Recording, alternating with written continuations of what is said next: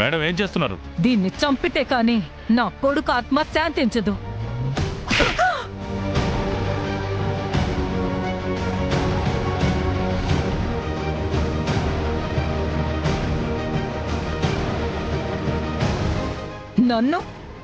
నన్నే కొడతావా?